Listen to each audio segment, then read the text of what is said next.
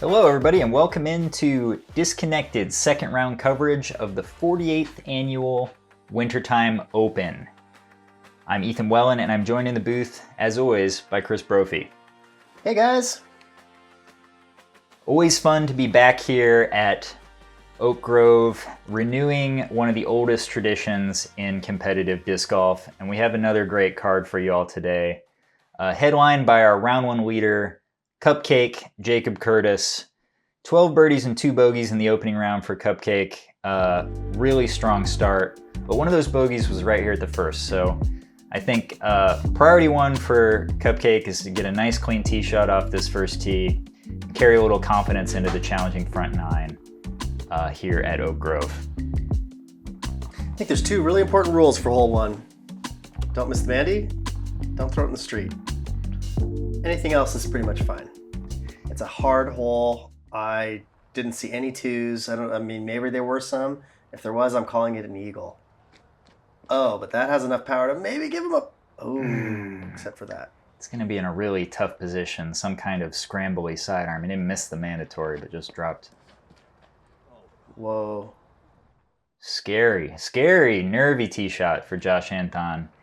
Sitting in a tie for second place with Xaelen Nash. Of course, we know Xaelen from the San Diego scene and most recently winning the Doghouse Open here on Disconnected, so go back and check that out.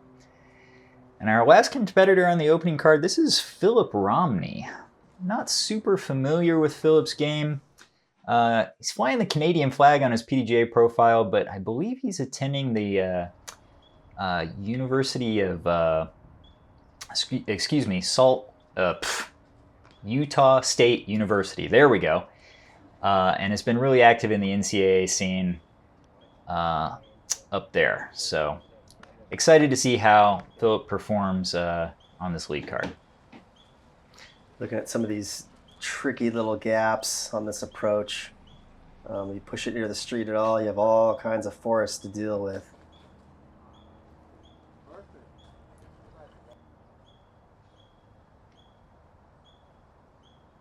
Here's Philip from almost the backside of the fairway. What? Oh, wow. Welcome to the A-tier lead card, PhilipRomney. That's all of 50 feet. Massively obstructed. Probably barely even see the basket from there. My goodness. Yeah, I'm fine calling that an eagle. That was sick. I'm fine with it too, buddy. And now that everybody's tapped in, I can tell you you're exactly correct. That is 1 of 1. Nobody else through the first 2 days of competition has scored a 2 on this hole. Yeah, I think we can officially call this a 320-foot par 4. This hole's a little easier than past years. For a lot of the first 47 of 48 Wintertime Opens, this gully that we're about to fly over is out of bounds. Made it much trickier. This year it's not out of bounds, so you can just use that backside of the gully to slow your disc down. There's a nice little forehand if you can get the reverse skip. Decent little backhand with a little mid or a fairway, probably for most people. Couple options. Or the reverse in. Great shot. And let's give the man his flowers. He's going to tap that in to become the leader of the Wintertime Open.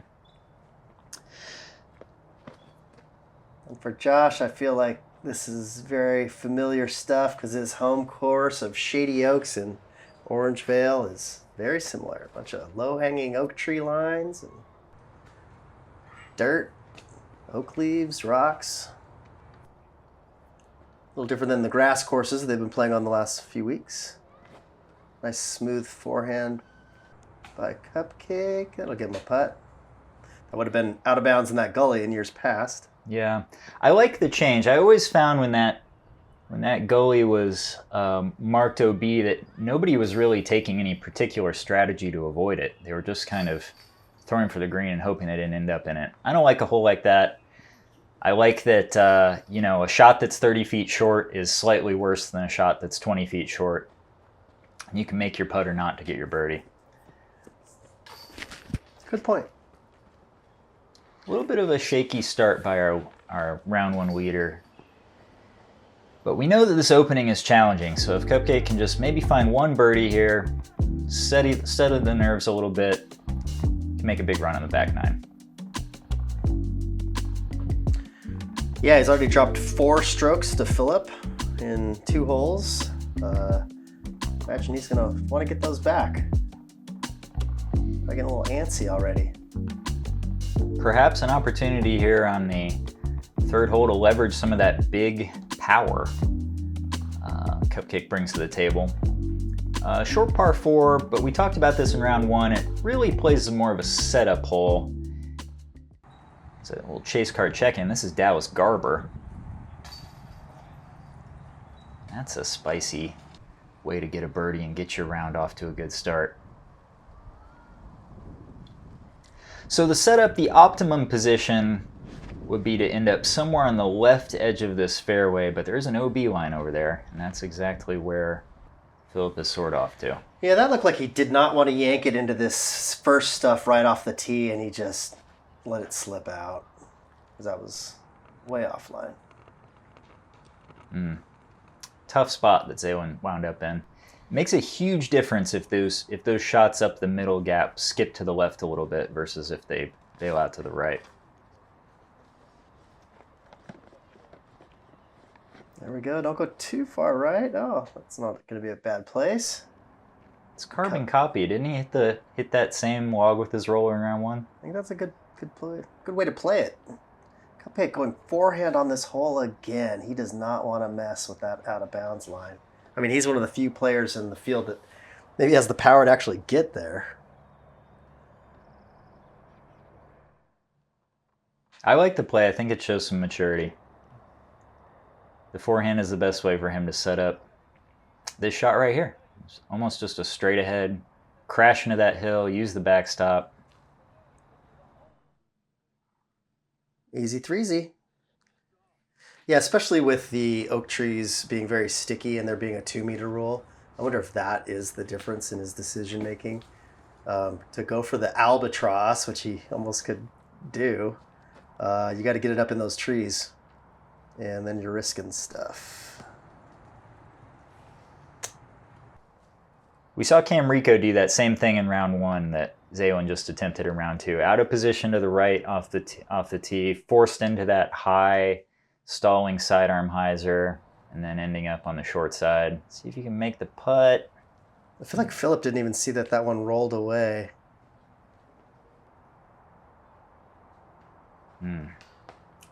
Momentum buster after such a hot start.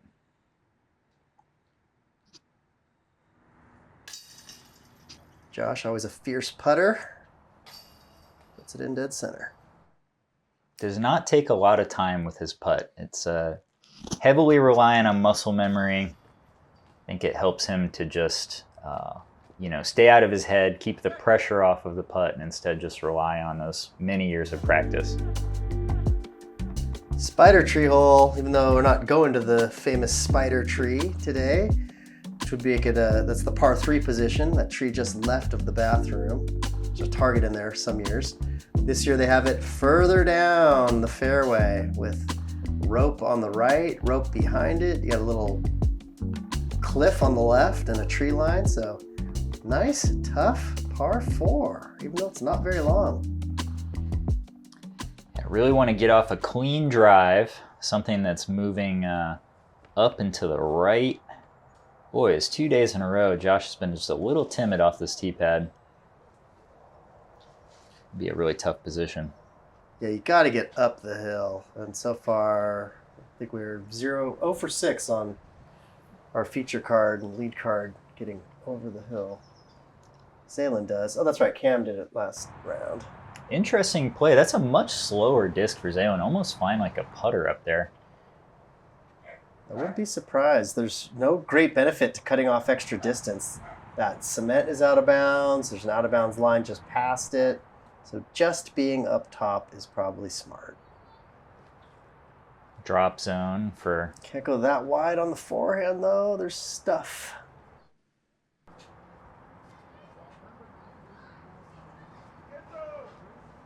Same thing. There's stuff over on the left. Yeah. You can almost get away with a straight flying forehand. Backhand roller second shot. Never seen that. Very creative.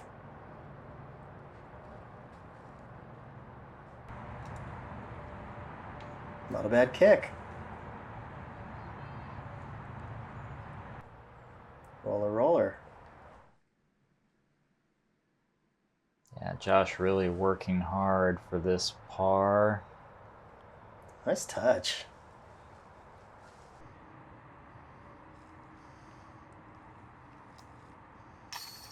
It's a par save putt for Jacob. You know, in round one's coverage, I said that he goes to that upside down putter from short range, but that was, I think, all of 30 feet.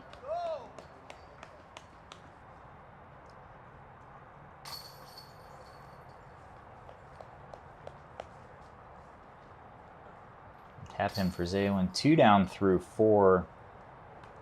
Got to feel really good about that. All the scoring opportunities on this course are on the back, so if you can be 3 or 4 under through the front 9, you can put up a really good round. Hole 5, miss that drinking fountain. Throw something that's finishing hyzer on the left side of this road. That's going to set you up for a pretty comfortable little, maybe a 210 or so foot approach shot, something slow. To a guarded green, but a lot of the guards on this hole are still right at the C1 edge. So even striking a tree, you might be able to leave yourself a birdie putt. Very overstable, very safe for Xaelen. That's going to leave a little bit of a longer, more technical approach. It's not in the street. Oh, where are you going? That was a good tree. Very aggressive play. I'm sure he's trying to get that turned over, but I just wonder if that is an eagle play. You know, if the idea is that that disc is going to be finishing onto the peninsula where the basket is.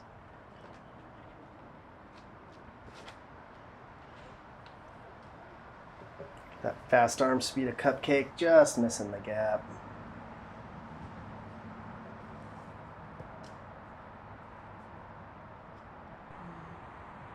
That is a phenomenal shot. Nice shot. This exact situation to me is one of the hallmarks of a round at the Wintertime Open, that you get in these like spots where you absolutely can reach a scoring opportunity. You have to make a careful decision about the risk involved in actually going for it. No. Oh, did that stay on the pavement? Look like it. Getting the OB signal from our statistician. It's going to be a frustrating result for Josh. A couple of kind of... Nice putt, Xaelen. Oh, yeah. A couple kind of loose holes for Josh. A couple of mistakes.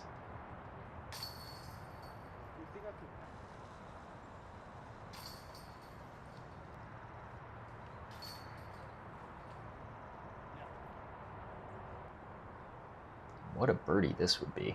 Ow. Did you just nice him? I think I sort of pre-niced him. Yeah. Yeah, pre-nice.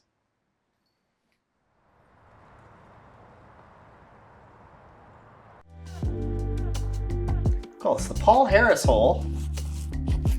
Old timer from Oak Grove. Probably not too many people watching this will remember Paul. That's what this hole is called. Tricky little par 3 with this hazard gap going to an island green. Ethan, you and I were debating whether it's worth just going for it and taking your licks and seeing where you end up, or laying up and getting a more sure 3. What was your plan?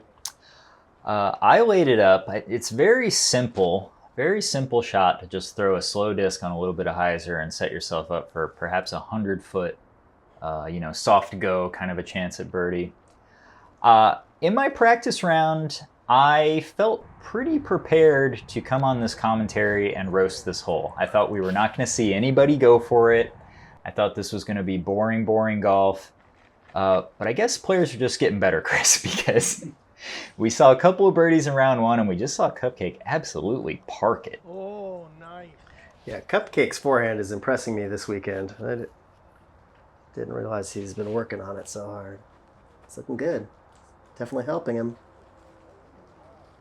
Clearly something that he's put some off-season focus on. And he's going to it a lot. On distance holes where, his backhand would be an advantage. Pretty impressive. Mr. Cupcake's growing up. And he's getting in good shape. He looks different than when he first got his name by Paul Macbeth as Cupcake. I hope I haven't wasted this joke before, but I'm calling him Protein Bar from now on. I don't think he's Cupcake anymore. It is a keto cupcake. There we go. Hole 7, we glossed over this one in the first round, but kind of a good change, I think, from previous years. They moved the basket just a little bit shorter, which turned this from a kind of a hole that everybody threed into a really good spread where you see a lot of threes, a lot of twos, and an occasional 4. You can attack it with a flip-up backhand. That, in my opinion, is the best way. Pure hyzer is certainly possible, but you have to play it really close to that guardian tree on the right side. And if you touch that tree, it's leaving you 100 feet. Yeah, even though there was deep grass, people were getting skips up here, and you can get that little side roll and get a putt out of it. I don't know if he got worried about the Mandy. His timing looked off right there. Yeah, something wasn't right. That's a couple that have come out early. Josh down the middle, take a skip. Oh, rolls the wrong way. This is definitely salvageable, maybe 300 feet. Just 2 inside again. I think you're right, Chris. Something going on with the timing. The feel's just gone. Sometimes a little approach shot like this can help you get it back.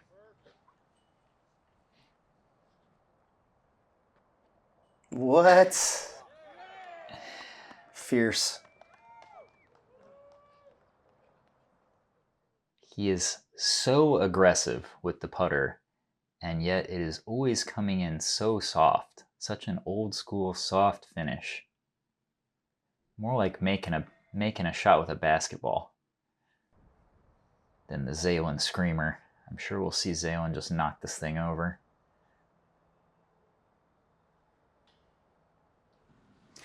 I've talked about how there's a couple different ways you could putt. If you imagine the basket like a trash can, that'd be one type of putt. And you're right, Josh's would have gone in on a shot like that. And then a lot of these younger kids are putting as if there was, not like a trash can, but if you're putting at a broomstick, that's a different kind of putt. Right. Yeah, Josh has a nice touch of a little bit of both. I used to really admire that about Paul Macbeth's putt, that it would have gone in, or he would have scored whether it was a broomstick or a trash can. He had a nice way of having both. Yeah, I used to see him post those videos putting in his garage in Virginia, I think it was, where he had the baskets with no chains on them, and he would just make putts, falling into the tray and maybe touching the bottom of the pole over and over again, 100 in a row from 30 feet or whatever. Hole 8, pretty straightforward stock hyzer at this skill level. Sounded like... Is that off the flag? Yeah, sounded like something strange, a ricochet there. Josh is a little low and a little right. These can sometimes still creep up into the circle, but it's not really what you would prefer to see. Same thing for Xaelen. I want to see this a little higher. Give it some time to fall back left. Once again, slipped out early. Timing's off. He's not finishing his shots. It's not a fun place to be.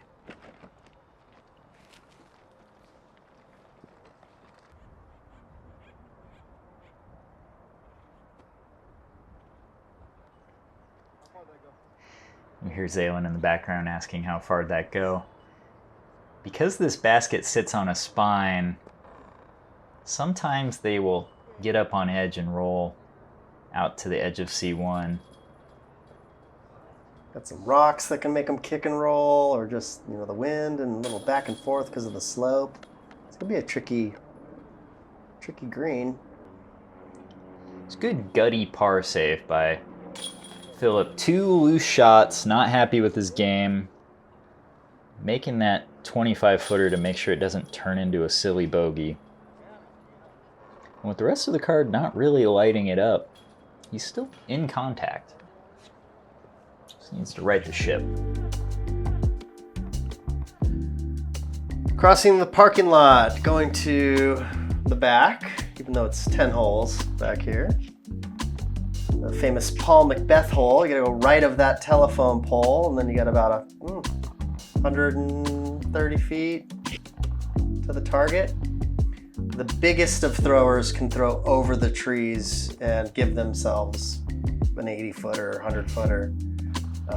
Most mortals are just trying to throw under the trees, going straight, and give themselves an angle around that pole. Cupcake is probably trying to go over. Yeah, we saw him do this successfully in round one. Get That looks tight. way around the mandatory. That is super tight, though. I think he missed the Mandy. Back a lift a little bit. That's not a bad place to be.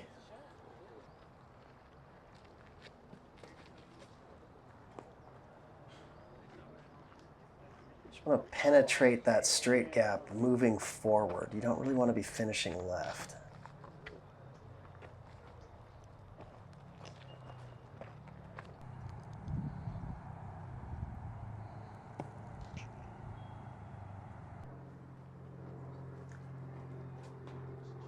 Forehand roller for Josh.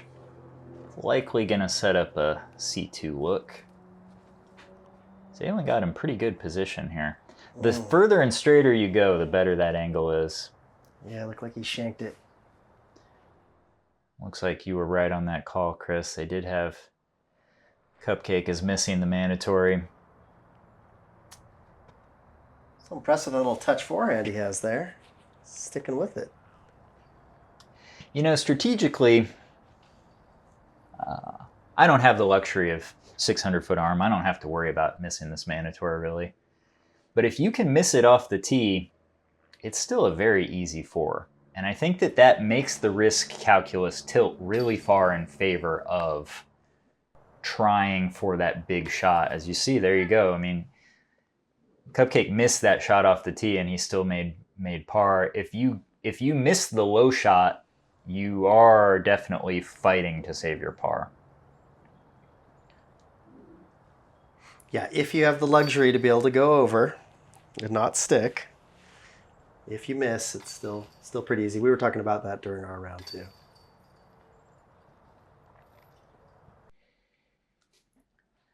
Front nine check-in. Dallas Garber, the 18-year-old, is on a heater. 6 under on the much more difficult front nine of this course. That's going to put him in first place, but our lead card is still hanging in there. Cupcake, Xaelen, Josh Anthon, all tied for second. Heading into the desert. Pretty straightforward little hyzer here.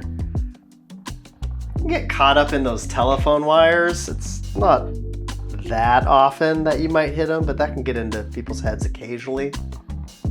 Maybe once every 5 years or so, you'll see somebody wedge in those wires. I've been wedged in those wires in this tournament, so I can attest. It's a bad way to take a 2-meter penalty. It is, especially when it was like about to be under the basket. Cupcake shanked that. Yeah. Hard like right. Just a grip lock. Get the skip. No problem.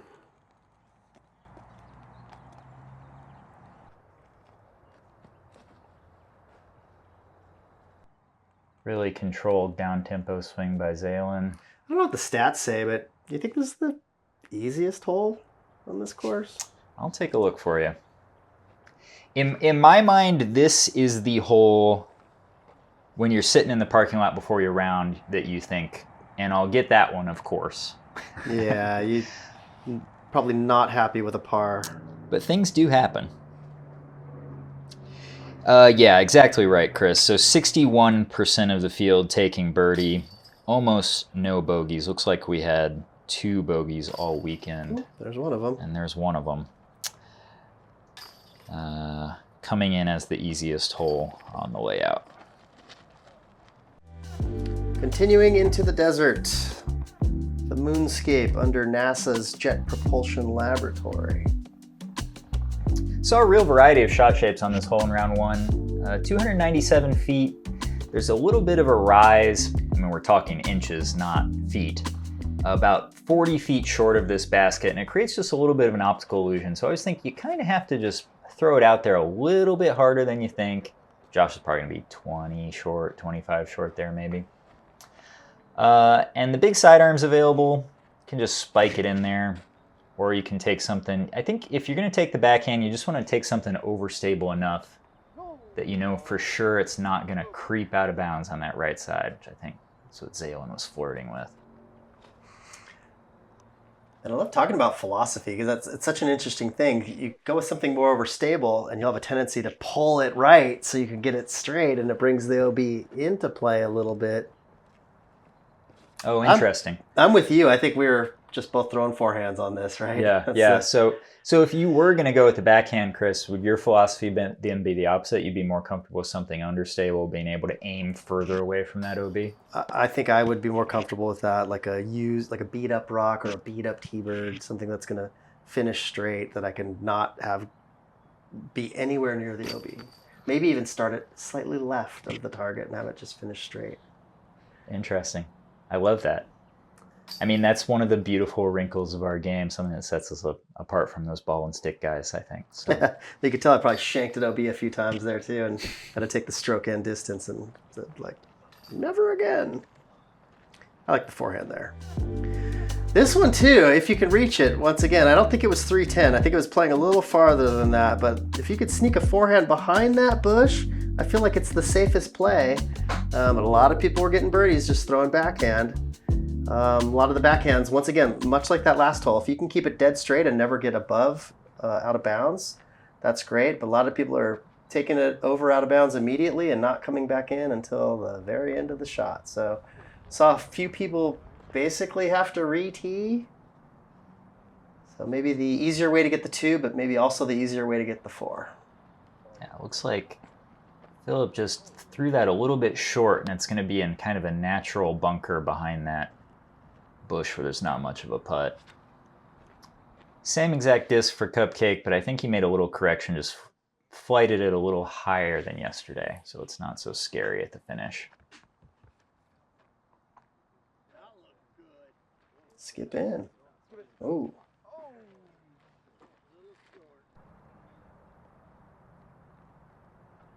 Yeah, OB lining the right side and back side of this green. Though you don't really see many people miss long, I think, because the shape asks for such a hyzer angle. That's a great point. I might have even forgotten that it was OB back there. Nice putt by Cupcake. Trying to get his round going. Yeah, Josh.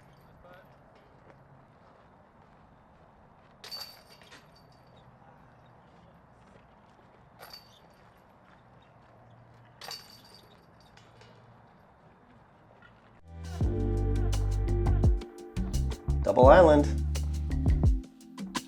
Forehands there, although you're out of bounds for a long way at the end. Backhand, there's some stuff you can get caught up in, especially if you're gonna take that little hyzery backhand. There's a straight at it backhand. Once again, going to that beat up rock or T-bird type throw where you can just have it go straight. I like how Cupcake's playing this by putting hyzer on the forehand and letting it push forward as opposed to letting it out flat and relying on the skip. Yeah, you have that wall of bushes on the right side to protect. If that disc was to get a little bit nose up and start flighting to the right, it would still probably be knocked down putting. I just want to point out, for anybody that might be scoreboard watching, it's a little early. It's still round 2. We got 27 or 28 holes to go in this championship, but Dallas Garber is on an absolute heater. Just aced hole 12, and he's sitting 1, 2, 3, 4, 5, 6, 7, 8, 9 under through 12. Oof. So he is past the whole lead card at this point and is controlling the tournament from the second card. Goodness. Yeah, Tom! Woo! Josh. Yeah, camera doesn't really do that justice. Super obstructed from over there. Almost guarantee he was putting through a small window. You can see that out of bounds line there for the forehand players. Like, it's pretty... Oh, that's not a great miss. Yeah, that forehand line's tight. Like, you got to get all the way to the pin, pretty much. You can't leave yourself a 25-footer left. The Green Monster. Named for that big bush in your face that you got to just beat to the right. Amazing how many shots hit that telephone pole. I'm trying to pass that where the drone flies, right to the left of it, and there's the target. Really protected. Rocky terrain, low-hanging branches. Tough hole, but in that it's only 4-something, it is eagleable for these big arm guys. So let's see if these guys take some cuts at it. Cupcake, looks like he's going a little harder this time. I like the angle. Oh, yeah. Fantastic. That's an eagle shot. putt right there. Fantastic. Josh, is it going to hold? Oh, it's holding. He might have an eagle shot too. Yep. My goodness, in the circle. Technically past the target for eagle.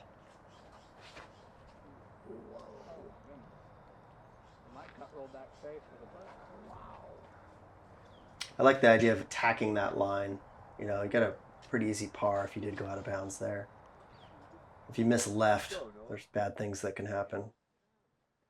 Yeah, 2-metered in that green monster tree is one of the easiest ways to make a bad number on this hole. If you miss across the OB line on the right side, good chance you're going to be able to get up and down for your par. Xaelen may have to putt over the branch from here. Oh, he did. Yeah, wow, good run. This is an eagle bid. Ah. Looked like he had some ceiling obstruction. And Josh, you know, he's going to think about it for 1 second and then just pour in the easiest eagle you will ever see.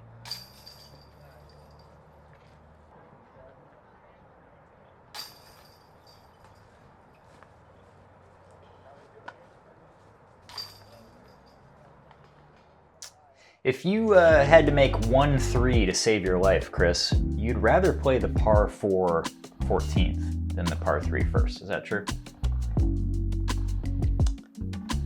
Wow. That's about a double in distance. I mean, wow, Green Monster's hard to get through. I think I'd have to say no. I'd actually go for hole 1. Okay, you take hole 1. Because of the distance. It's a beautiful rip. I think you have a better chance of eagle on that longer hole than you do from hole 1. But maybe a sure par. Sure. For me. Okay. But that was me making the Mandy all 3 rounds. That's not always the case. On to the 15th, a short par 4. You have to navigate exactly as Josh has done, passing to the left of the marked mandatory tree. Navigating somewhere down into that sandy gully. It's all dry down there, so you got good footing for a relatively simple approach. Maybe another sidearm, so you play this whole sidearm, or there's a backdoor, a backhand for that second shot. Mission 1, though, navigate this tee shot successfully. Cannot get nervous. That was a good one. Saw this thing off inside. You want to avoid that sign that cursed Cam Rico in our opening round.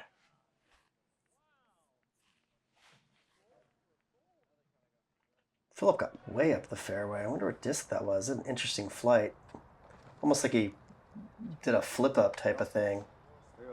Pretty techie for a hole like that. Yeah, he showed big power and confidence with that sidearm throughout the day. I mean, the shot that he threw on hole 5, it went a little awry, but obvious that he was going for something big there. And I think it was maybe the same disc. There you go, Cup. Good shot. Yeah, this is like almost jump putt. Oh, he's going for it. Pretty cool. There you go. See him scrambling to get out of the way in time to not get hit by Josh's birdie putt.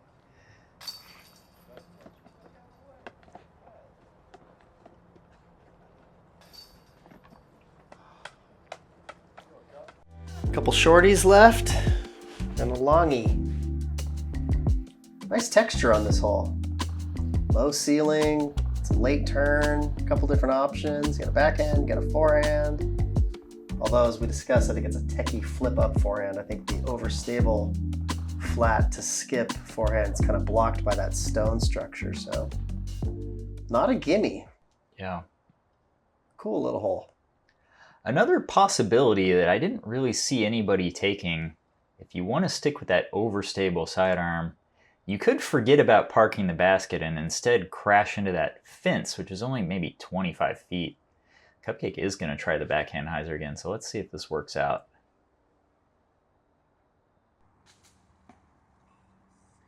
I would say yes. Yeah, wow. And you can also go overstable forehand as long as you go over the stone thing. Lower, he would have hit that. But if you go high enough, and there's that fence you're talking about.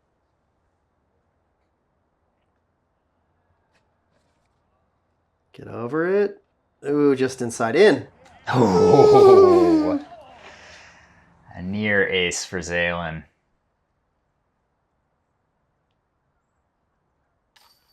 Yeah, cup.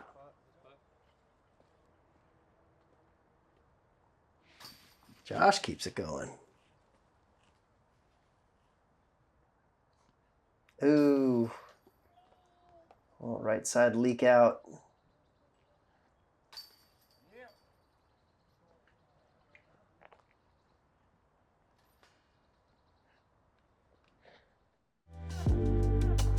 Really long grass made this short hole a little funky. Couldn't skip there. Had to pretty much fly it all the way there. Yeah, Low ceiling stuff. 265 feet. Do you like the straight, just the dead straight play on a rope under this branch, Chris? Or do you like that? There is that gap to the right that you can just float a putter through, let it get a little bit of hyzer finish, and you're there. Seemed like I saw everybody going straight at it. Yeah, you know, it's interesting you asked that. I'm smiling because I saw a couple of people hit that right gap, and I think it was on accident, where it kind of leaked away, and then they're like, oh, wait, there's a gap there. You know, yeah, that right side, it takes you out that parking lot a little more, but if you have something you can trust to fall back, it's not bad. I think I saw a lot of people just trying to go backhand straight at it with mixed success. There's a little flip-up forehand line, too, if you can finish straight with it.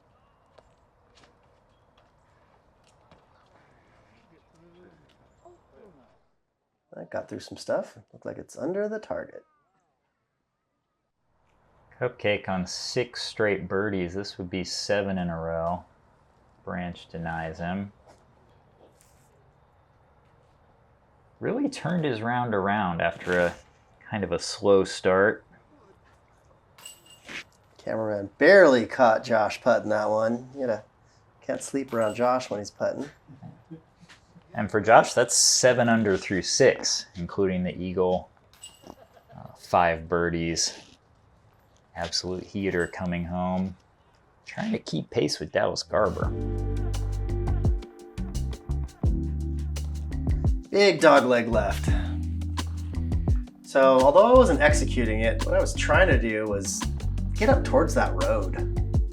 You know, if you can navigate the pole and just throw it all the way up there. I mean, gosh, even if you went in the road, you'd have a chance for a par, but all the short stuff can really get you in trouble. So I never made it to that guy in the blue shirt, but that was my thought at least. I think it's a good thought, definitely. Mandatory guarding the inside left corner, and then OB running both sides down the second part of this fairway and across the back. Treacherous finishing hole. Definitely baits you. I mean, the Wintertime Open, everybody stands on this 18th tee thinking they should be 2 or 3 more under par than they are. And this is the worst possible hole to press for birdie from out of position. So I think it's really good design from that standpoint, but it just is a great finishing test for the players and sends you to the parking lot with a foul taste in your mouth pretty often. Great little forehand.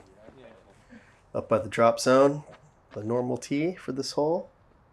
Not a bad place to be. Cupcake threatening that parking lot again. Yeah, a little too safe both days. Is that safe back there? I'm not sure. I think that's out.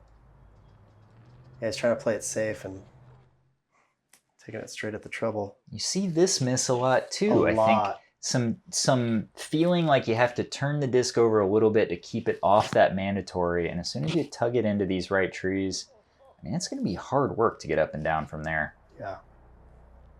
It's a cool hole. What a forehand. Let's go, Cupcake. Really? Oh no. Too good? Too good. That shot was so good. It's going to rack up another He went from the stroke. one parking lot all the... Wow. I don't know if our folks at home know how hard it is to do that. Not hit anything? All right, Cupcake, your forehand has impressed me.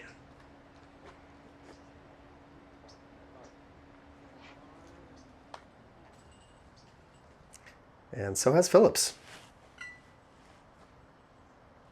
Philip, really lost the rhythm in the middle of that round, but 3 birdies out of the last 4 holes, and he's got a putt for birdie on the 18th, which is like gaining over a stroke on the field. It would be a really clutch way to finish this round out. Weird low ceiling element to this putt. For most people, feels like that big branch gets in the way. I don't see a lot of people that have Cupcake's problem of going long out the back.